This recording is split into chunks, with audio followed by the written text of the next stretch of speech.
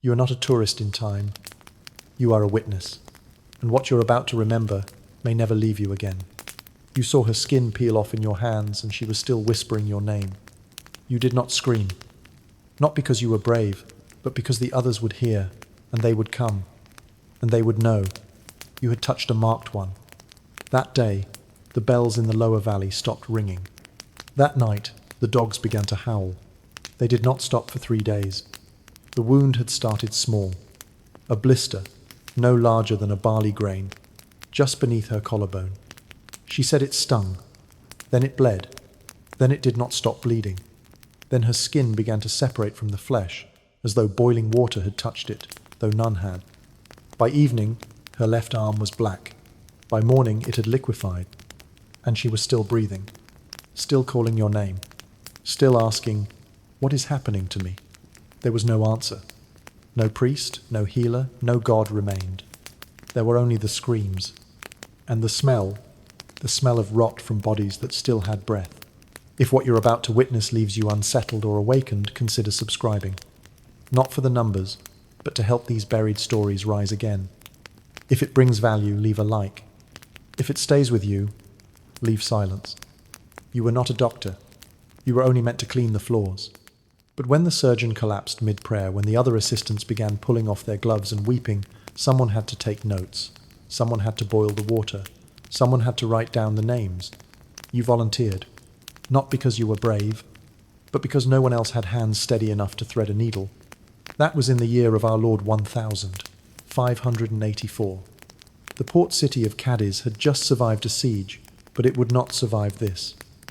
A ship had come in from Oran, badly weathered, its cargo half missing. The crew said nothing. Some were missing tongues. The rest died within hours. Melting. That was the word people began to use. Melting. Because it was not like leprosy. It was not like the plague. It was not even like gangrene. It was as if the flesh had simply forgotten how to stay on the bone. The bishop called for fasting. The soldiers blocked the harbour. The children were told to pray. None of it mattered. Within a week, the floorboards of the hospital began to bubble. Within 10 days, entire bodies could not be moved without breaking in half. By the end of the month, the gutters flowed with something no one dared name aloud. You stayed. You watched. You wrote. You remember. You had never seen skin bubble before. Not like this. Not from fire or steam or blade, but from nothing. She was 14, the sailor's daughter. Her father had docked the Algerian brigantine just 3 days prior, speaking little and drinking much. Her mother had died last winter, pneumonia, they said, or grief. It was always hard to separate one from the other. You were told to bring the bread, to wipe the girl's mouth with lemon water, to light a candle, and to watch. The mark began just beneath her shoulder, a single blister, pale, pearled, nearly beautiful, until it burst, and her skin, beneath, turned black, not bruised, not burned, but dead. Still, she breathed. Still, she begged for help. Still, she called your name. You rinsed the cloth again. You prayed you would not catch it. You already had. You just didn't know where yet. The surgeons were useless.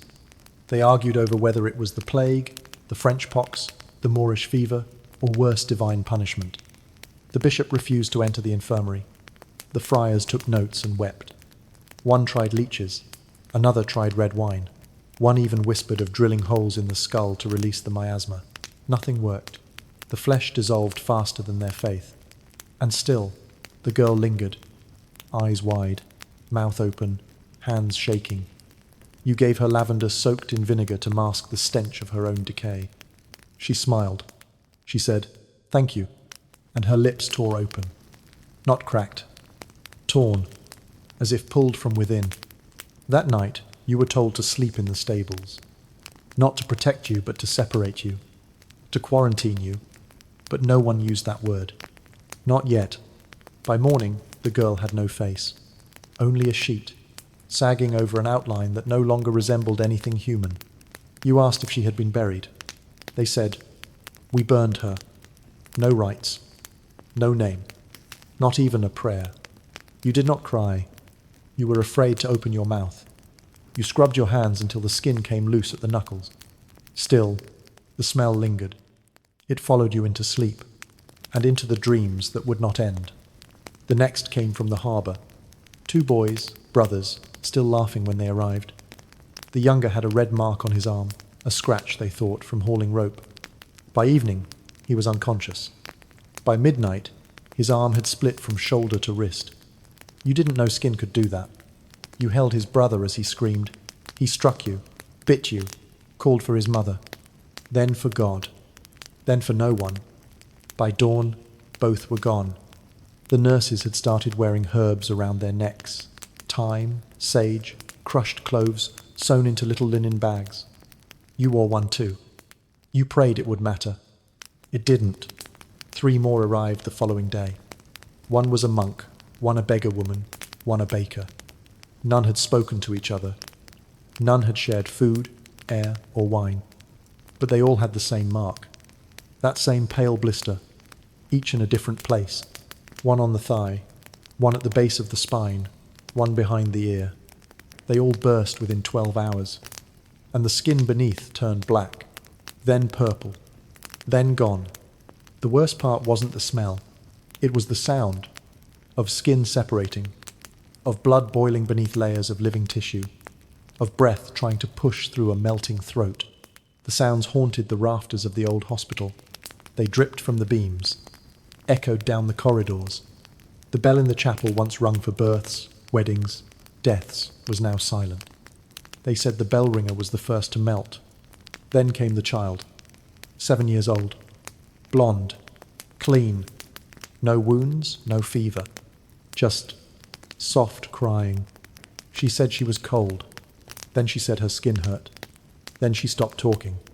By nightfall, she had no eyelids. You could not look away. No one could. The bishop called for exorcism. Holy water was flung across the courtyard.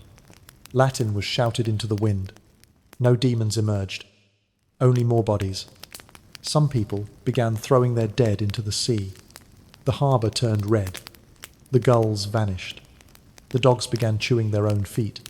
And the stables where you slept burned. They said it was an accident. You said nothing. You had already moved your bedding to the chapel. One of the monks began writing names on the walls. Not in ink. In blood.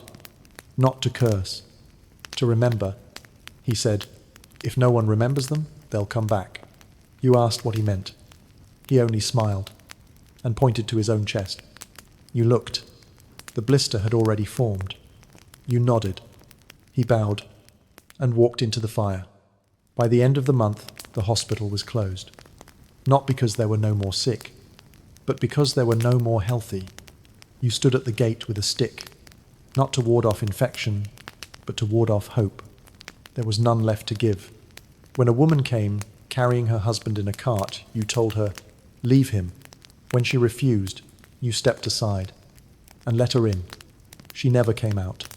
You marked her name beside his on the door. The governor sent orders to burn the docks, to salt the roads, to abandon the city. But where would they go? The hills had disease. The rivers had disease. Even the wind, some said, carried death. So they stayed, melted, and whispered your name. You stopped touching the sick after the 6th body, not because you feared death, but because you feared what came before it. One man had begged you to touch his cheek, just once, to remind him he was still human, still warm. You almost did. Then his skin slipped, like wet paper, and you vomited into your sleeve. You whispered a prayer instead. That was the last time you looked anyone in the eyes. The symptoms came in hours now, not days, not weeks. One merchant collapsed on the stairs. He had walked in just that morning upright, calm, hopeful. By lunch, he could not feel his feet. By sunset, he had no lips.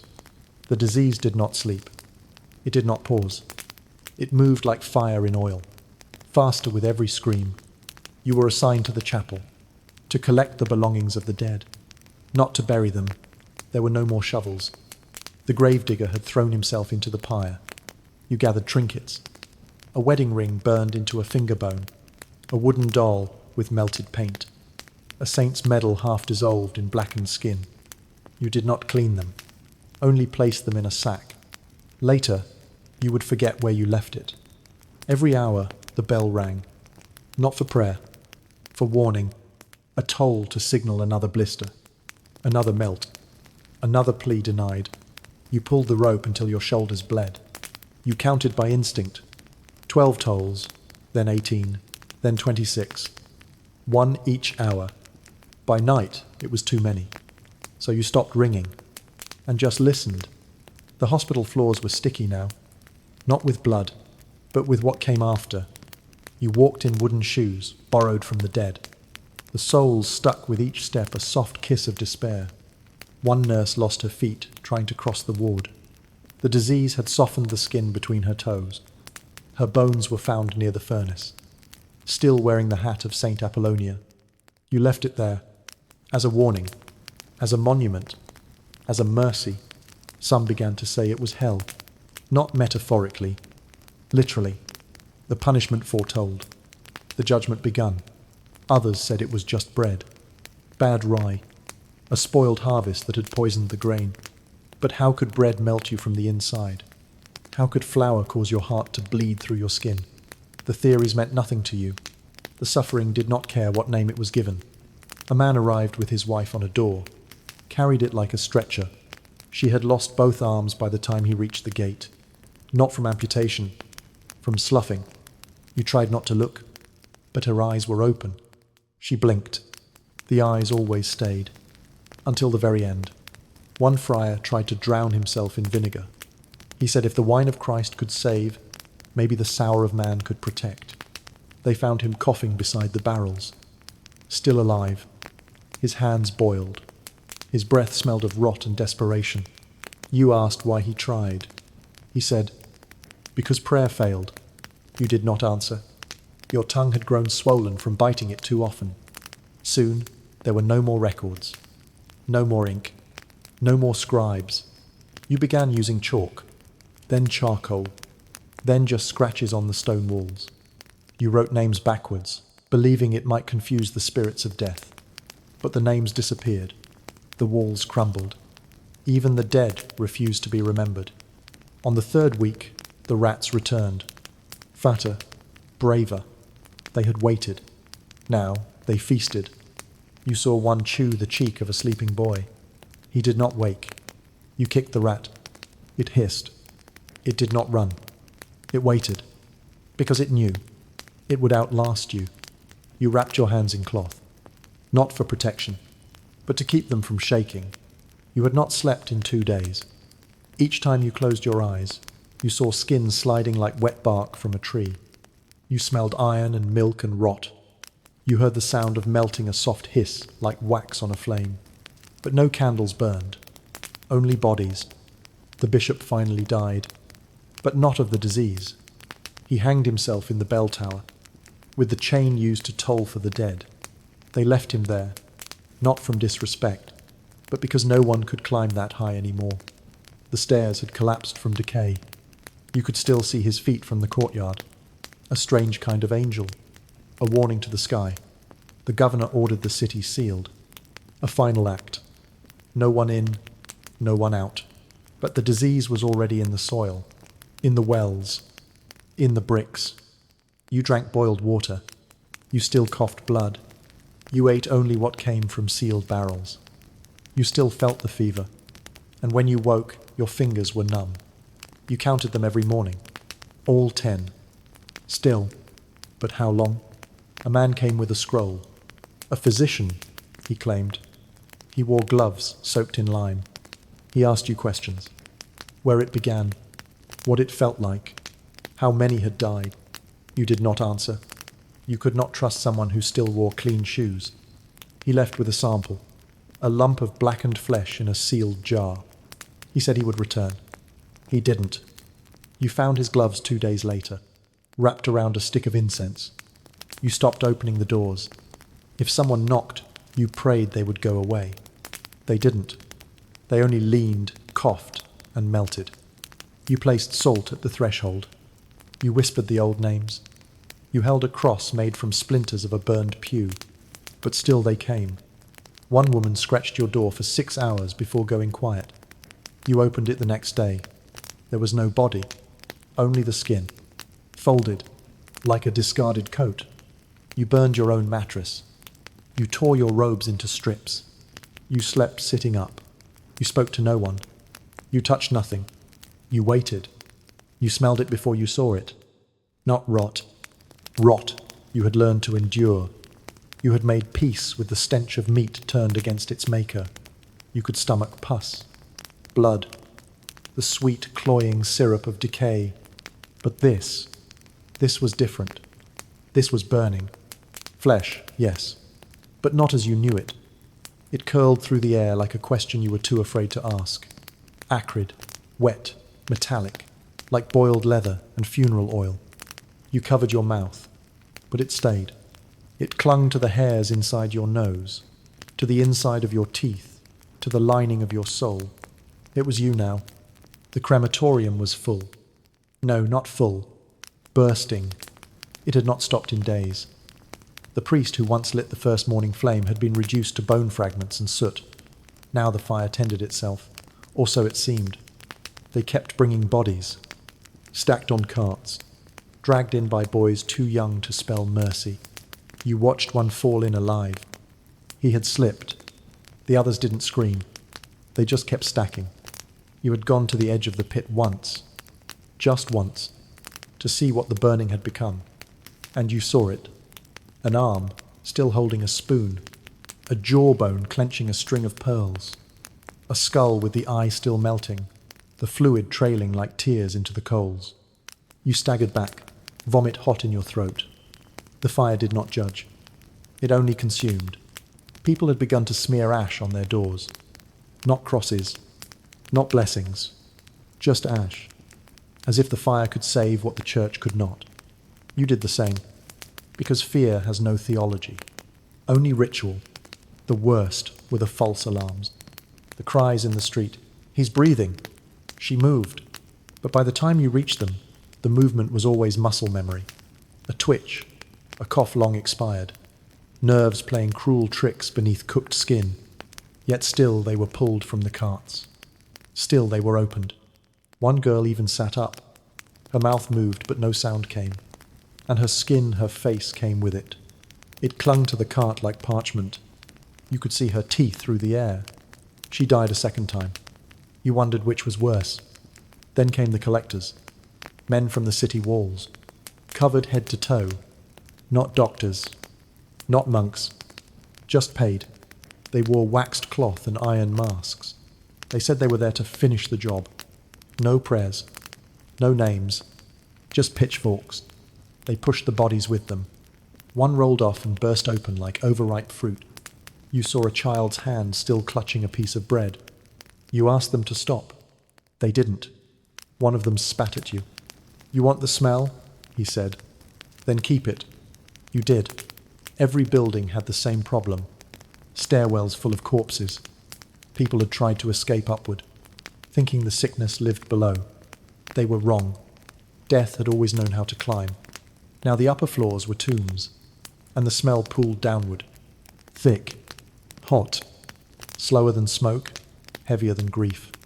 You lit herbs in bowls. You hung cloths soaked in mint. You washed your face with lye. But still, the scent found you.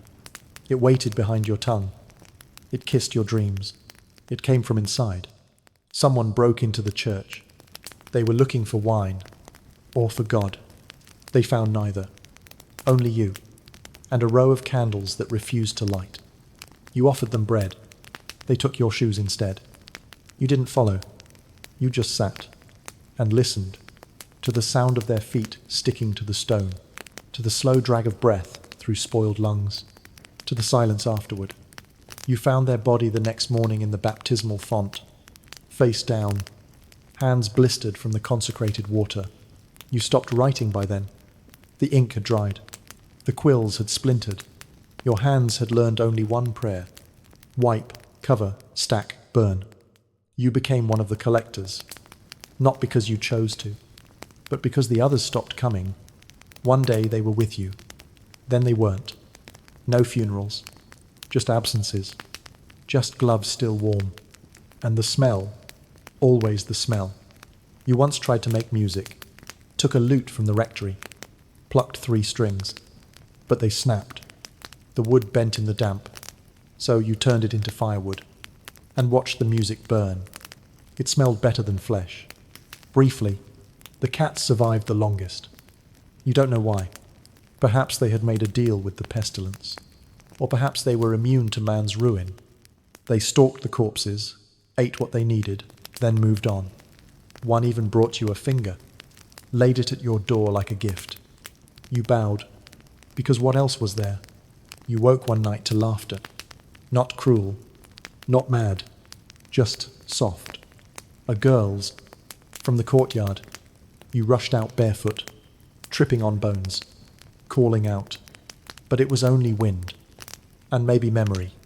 You found a doll beneath the snow, its dress torn, its face melted. You tucked it under your robe and whispered, "You don't have to see this." Even if she was already gone, your robe was the last clean thing you owned. You folded it each night, laid it on the pew, in case someone found you, in case they still believed in symbols. But you had stopped wearing it. Skin against cloth made the smell worse. It soaked through the sleeves. It became a second skin, or maybe a third, beneath the one you were losing. One morning, you coughed up something black. Not blood, not phlegm. Black, like soot, like coal ground in prayer. You touched your lips. You smelled it. And you knew. You were no longer the witness. You were the story. You were becoming part of the fire, of the ash, of the rot that never left. There is no mirror left in your cell. You broke it 2 days ago, maybe 3. Time doesn't work the same when every breath is borrowed. You broke it because of the reflection. Not what you saw, but what you didn't recognize. The skin didn't fit. Your mouth hung slightly wrong. Your left eye sagged, as if it knew something your right refused to admit. When you blinked, the eyelid stuck. So you smashed the glass. And still, the reflection didn't leave. It moved with you, inside you, beneath every surface. Your fingers have changed. They used to write psalms, hold spoons, trace scripture into the margins by candlelight. Now they peel. The skin darkens at the tips. One nail fell off in the basin. You didn't feel it, just noticed the blood hours later. You thought it belonged to someone else. You dipped the hand in vinegar. It hissed. So did you. But softly, the pain was distant, like it belonged to a different life. You stopped going to the chapel. The statues began to weep. Not tears, but condensation. Or so you told yourself.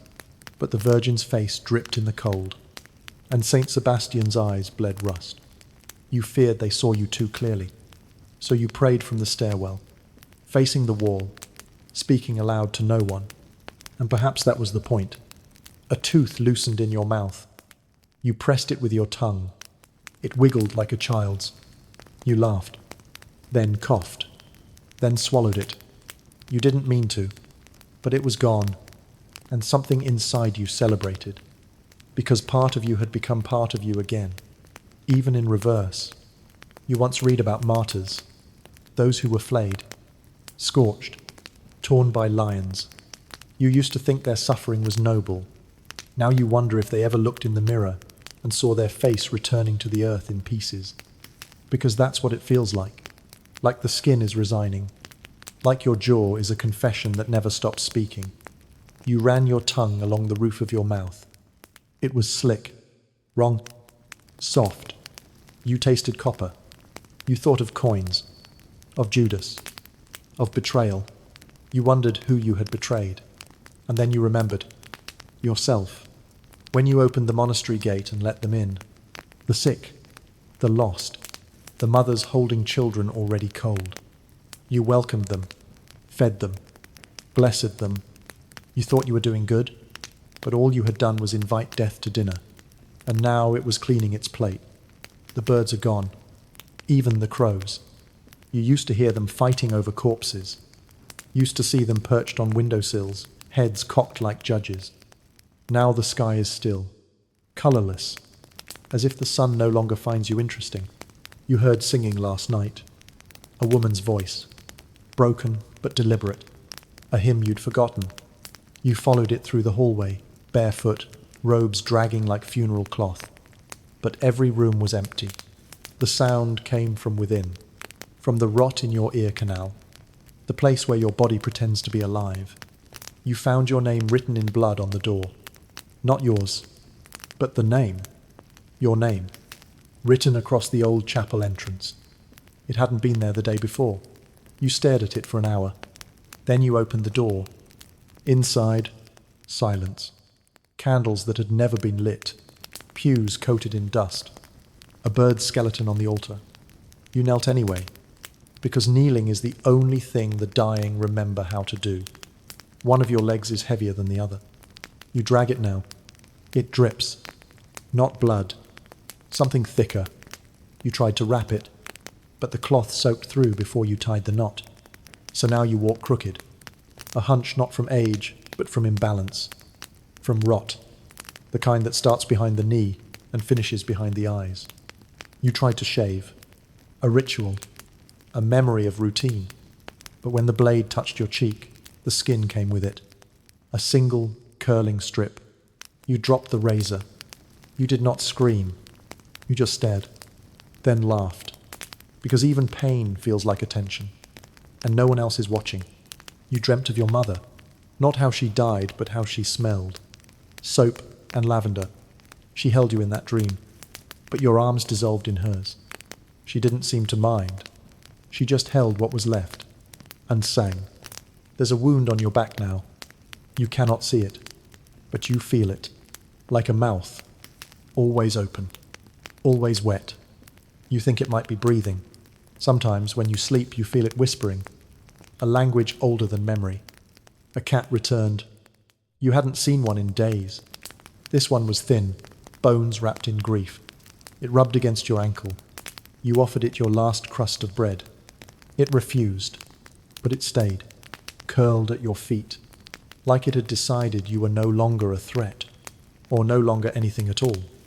You wear the bell again, not to warn others, but to warn yourself that you are still here, that the echo still answers, that breath still fogs the air. You walk the cloister once more. One step, one ring, like a monk, like a mourner, like a man returning to where he began.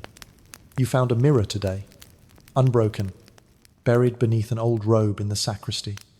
You looked, and this time you did not flinch. The face was yours, even in pieces, even in pus, even in sorrow. You reached out and touched it.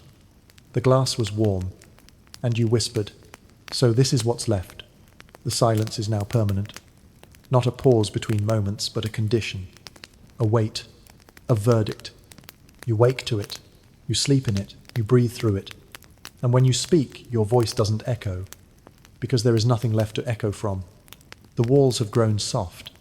The air tastes stale, like fabric soaked in decay.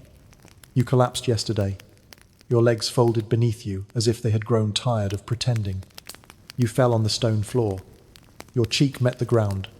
You stayed there for hours, not asleep, just waiting, for something to end, for something to begin, but nothing did. So you crawled. The chapel is your grave now. You have moved your mattress there. You sleep beside the altar. You light a single candle each night, not for prayer, for memory, so that when the wind passes through the broken panes, you can still see the shadow of your hand, so you remember what shape you are, even if barely, even if wrongly. Your ribs are visible now. They rise like broken boat planks beneath your skin. Sometimes you imagine they're not yours, that you're lying inside the hull of a sunken ship, that the ocean is above you, not below. That drowning, at least, would feel cleaner. There is a smell that does not leave. You've grown used to it. It clings to everything. Fabric, books, even stone. It is the scent of rot without permission. The kind that seeps rather than screams. You once vomited from it. Now you simply breathe. Like it's part of you. Because it is. You found a tooth in your sheets. Not a new one. The old one. The one you thought you swallowed. You held it in your palm. Tiny, pale, so human. You considered placing it beneath your pillow, as if a saint might come in the night and exchange it for peace. But peace is currency no longer accepted. The wound on your back has grown. You named it, not aloud but inwardly. You call it the gate. It opens wider every night. You imagine things climbing from it. Memories, regrets, names you no longer wish to remember. Sometimes you feel fingers brushing your spine from inside. You no longer check. Let them come. Let them leave. You are both gatekeeper and gate. Your hands no longer obey you. They shake when you lift the cup. They cramp when you write. Yesterday, you tried to scrawl one final line in your journal, but the letters turned inward. A spiral. A storm. You tore the page out. Then you ate it. You chewed until it softened. Swallowed. Because memory should not be left behind for others to misread. You heard something last night. A door. Opening. Or closing. You sat up. Listened. But the sound didn't repeat. You told yourself it was the wind. Or a dream. But it wasn't. Because this morning, you found a footprint in the dust. Small. Bare. And facing toward you. You do not fear it now. Not death. Not illness. Not the slow surrender of skin to time. What you fear is that no one will know you were kind. That you tried. That you washed the bodies gently. That you prayed even when no one else was listening. That you rang the bell until your bones ached. That you did not run. That you stayed. The candles are almost gone. You count them each day, as if their wax is your remaining calendar. 6, as of this morning. You light one. Watch it melt. You hold your finger to the flame. Let it blister. Because pain, at least, confirms existence. Because heat still argues against the cold. You hallucinate more now. Faces in corners. Voices beneath floorboards. Last night, your mother again. This time, she wept. Not because you were dying, but because you never learned how to stop saving others. Even when it killed you, you woke once to the sound of laughter. Your own. It escaped from somewhere deep, a cavern inside your chest. You didn't know the joke, but the sound startled the birds, because for one moment they return. A flutter of black wings through the broken glass. A reminder that even carrion creatures still recognize you as something. Not just someone. Your feet are black now. From the ankles down, they do not feel. You walk like a puppet, not because of strings, but because of the absence of them. You kicked a stone yesterday, and the toe came off. Just one. You did not pick it up. You just kept walking, dragging, sounding like a man made of wood. You wonder what God smells like. Is it incense? Or disease? Or the pages of a book unopened for centuries? You tried to read scripture again, but the ink had bled. The words ran like water. The gospel now a river with no bank, no direction, only current. You closed the book, pressed it to your chest, hoped something would pass through. Today you woke to frost. On the floor, on your eyelids, inside your lungs. You did not shiver, because your body no longer sees cold as foreign. It is your companion, your inheritance, your final robe. You look out the window. A child stares back, but there is no child, only your reflection, and the glass is cracked, so your face splits in two. You smile. One half agrees, the other does not. You lie down beneath the altar, not in surrender, but in offering. You are no longer praying for survival. You are praying for memory, that someone, somewhere, might feel the bell inside their ribs, might remember that once a man stayed, did not flee, loved until the rot took even his shadow. You whisper your name, to the stone, to the air, to the wound, and it answers back, not in words, but in warmth, the final gift, not mercy, but recognition. They never found you, not the king's men, not the friars, not even the desperate grave robbers who came scavenging for gold fillings and unspoiled linen.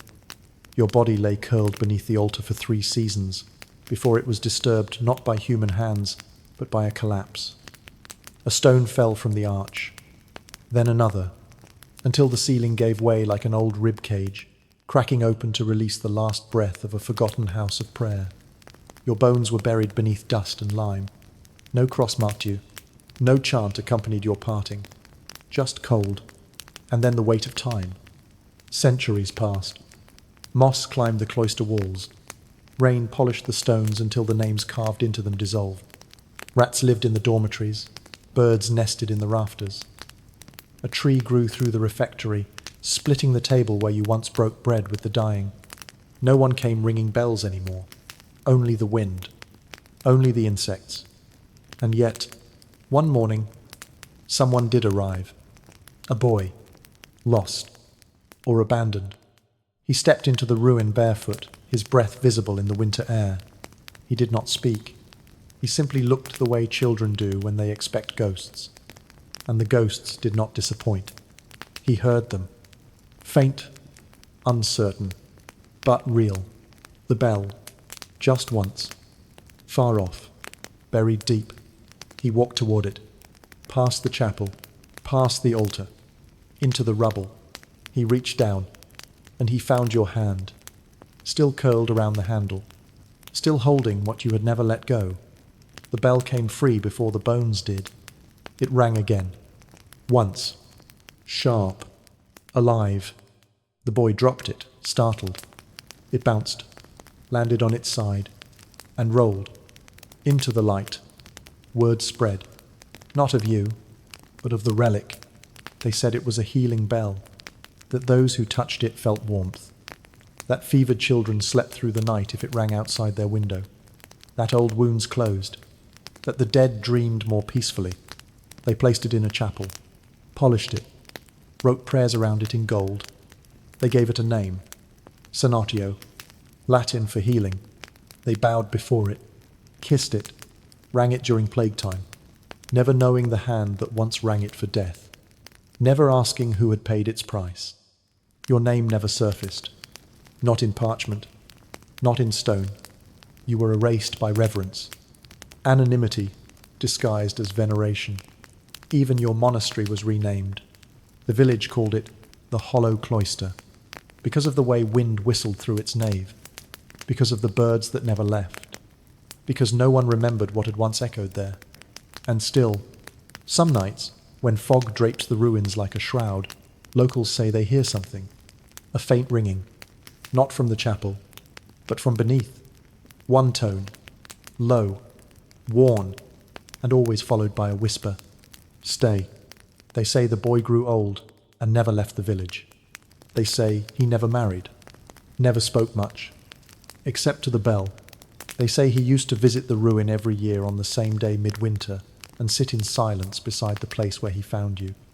And they say that on the year he died, the bell rang once by itself, then cracked, split down its side, no longer able to hold the sound, just like the man who once carried it. Now, the chapel is quiet again. The bell rests in a museum, encased in glass, muted, described by a plaque as 14th century plague artifact origin uncertain. People pass by. They point. They read. They move on. No one asks why it's warm, even when no sun touches it. But you still wait.